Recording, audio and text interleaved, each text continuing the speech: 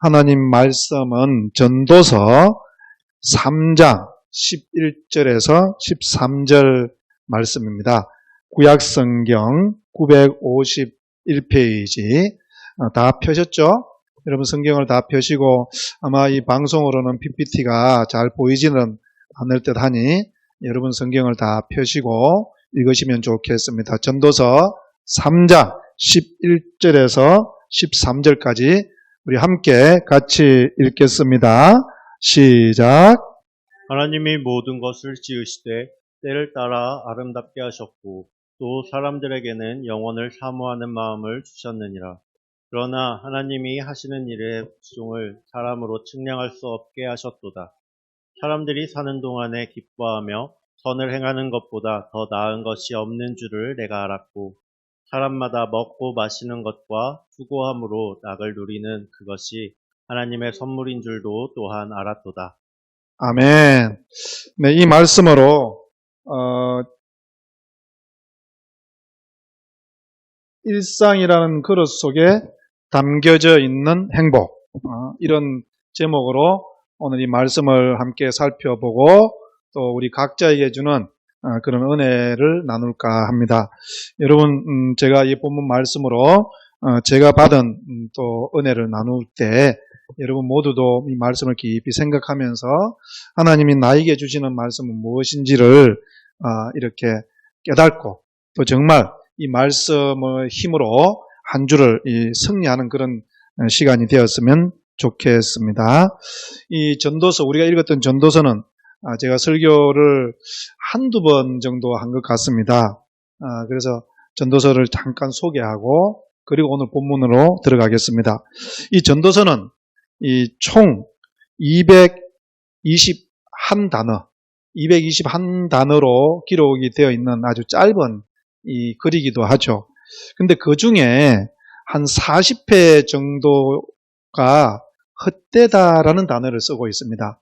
그런데 전도서는 인생의 헛됨, 이 세상의 삶의 헛됨을 사람들은 노래한다 이렇게 생각을 하죠. 그래서 아마 사람들이 전도서를 별로 좋아하지 않는 것 같습니다. 그런데 여러분 전도서 이 12장 13절 전도서 마지막 부분에 보면 어떻게 되어 있는가 하면요. 전도서 12장 13절에 일의 결국을 다 들었으니 하나님을 경외하고 그의 명령들을 지킬지어다. 이것이 모든 사람의 본분이니라.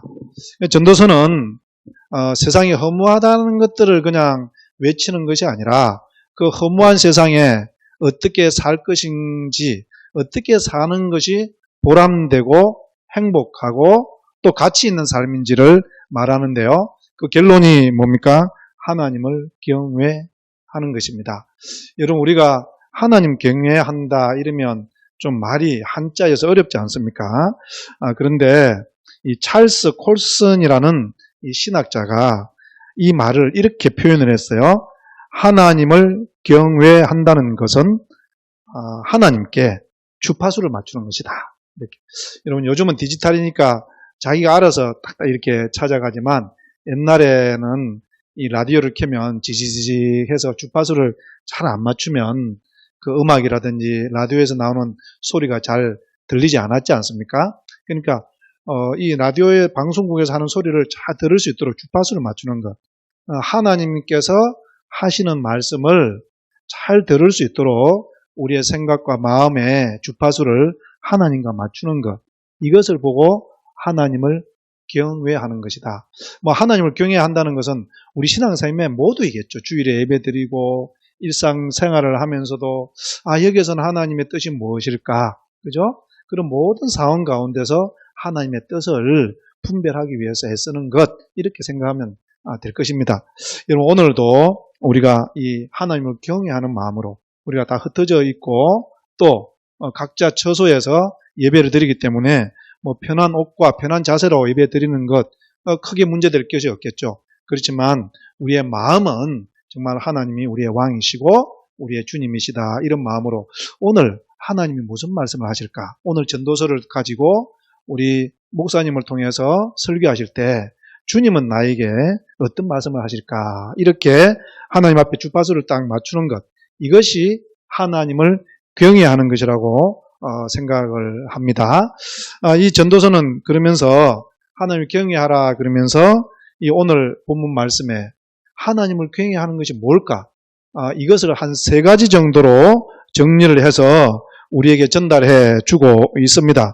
첫 번째가 몇 절인가 하면은요. 첫 번째가 13절인데요. 우리 13절 같이 읽겠습니다. 전도서 3장 13절 같이 읽겠습니다. 시작. 사람마다 먹고 마시는 것과 수고함으로 낙을 누리는 그것이 하나님의 선물인 줄도 또한 알았도다. 아멘. 네. 우리가 읽었던 본문 가운데 하나님께서 우리에게 들려주시는 말씀 3가지가 있는데요. 그 첫 번째는 뭡니까? 먹고 마시고 수고하면서 낙을 누리는 것. 이것이 하나님께서 우리에게 주시는 선물이라는 것입니다. 먹고 마시고 여러분 우리가 일하는 것, 이것은 그렇게 뭐 큰 일도 아니고 위대한 일도 아니고 우리가 늘 하는 일, 일상이라고 말할 수 있겠죠. 우리 제목이 뭐였습니까? 일상이라는 그릇 속에 감추어져 있는 행복. 이렇게 우리가 말하지 않았습니까? 그것처럼 이 13절에서는 하나님이 첫 번째 우리에게 말씀하시는 것은 뭔가 하면요. 내가 일상 가운데서 그 일상을 감사하고 일상을 기쁨으로 낙으로 누리는 것, 이것이 하나님이 우리에게 주시는 행복이고 지혜라는 것입니다. 이런 사람들은요, 이 하나님의 말씀을 깨닫지 못하고 늘 뭔가 행복을 찾기 위해서 뭔가 큰 것, 일상을 벗어난 무엇, 이것을 찾아고 다니지 않습니까? 코로나19가 오기 전에 이 세상 모든 나라 사람들이요, 이 행복을 찾아서 온 나라를 돌아다니고 그것도 모자라서 아프리카로 가고 남미로 가고 유럽으로 가고 또 그곳에 있는 사람들은 우리 동양으로 오고 이러면서 뭐 너무 우리가 바쁘게 다니고 일상의 소중함을 사실은 까먹었죠. 일상은 별거 아닌 것. 그죠? 그런 특별한 것을 사는 것이 기쁨. 그런데 성경은 그러지 않다는 거예요. 먹고 마시고 일하는 것. 이것이 성경은 우리에게 하나님이 주시는 기쁨이고 행복이라고 말씀을 하고 있습니다. 여러분, 저는 이 코로나로 인해서 우리가 하나님이 주시는 이 참 기쁨과 참 행복을 다시 회복하고 있지 않나 이런 생각을 해보기도 합니다. 물론 여러분 우리가 많은 여행을 다니고 좋은 것을 찾아다니고 사람들과 어울려서 잔치를 하면 또 기쁨도 있겠죠. 그렇지만 성경은 뭐라고요? 우리의 일상, 사소한 일에 하나님은 기쁨을 숨겨두셨다고 말을 합니다. 여러분 우리가 어릴 때 초등학교 다닐 때 소풍 가면 꼭 하는 프로그램이 하나 있었죠. 그게 뭡니까? 보물찾기 하잖아요. 보물찾기. 그러니까 선생님이 이제 아이들 모르게 미리 보물찾기 하는 그 쪽지를 딱 접어서 거기에 선물 줄 걸 적어서 숨겨두죠. 근데 선생님이 그걸 숨겨둘 때 큰 바위를 들고 그 밑에 숨겨두는 선생님 있습니까? 그런 사람은 아무도 없습니다. 작은 돌멩이 그 밑에다가 살짝 넣고 그것도 종이가 보이게 숨겨놔요. 그리고 큰 나무 위에다가 그 끝트리에 올라가서 그걸 매달아 놓는 선생님은 아무도 없습니다. 어디다 달아놓죠? 작은 그죠? 나무 가지에다가 거기에다 살짝 꽂아놔요. 그걸 아이들이 빨리 찾아가라고. 왜 그렇게 해요? 선물을 못 찾게 하는 게 선생님의 뜻이 아니라 선물을 주는 게 선생님의 뜻이에요. 여러분 우리 하나님의 마음도 똑같은 거예요. 우리에게 행복을 주시기 위해서 큰 산 위에다가 그 선물을 숨겨두시지 않았습니다. 위대한 어떤 인물이 되어야 행복을 누릴 수 있다고 거기에다 숨겨두시지 않았습니다. 어디에다가요? 모든 우리 일상 삶 가운데 보물을 숨겨두신 거예요. 눈을 뜨면 그거 찾아볼 수 있어요. 밥 먹을 때도 찾아볼 수 있고요. 물 마실 때 여러분 또 직장에 가는 것이 어떤 때는 힘들고 고통스럽지만요. 그 직장을 잃은 사람들은 직장이 얼마나 소중하다는 걸 우리가 알지 않습니까? 여러분 이것처럼 우리 하나님은요. 우리의 일상 가운데 기쁨을 숨겨두셨어요. 여러분 우리 일상 가운데서 하나님이 숨겨둔 이 보물을 하루하루 찾아내고 기뻐하는 그런 저와 여러분의 삶이 되기를 우리 주의 이름으로 축복합니다.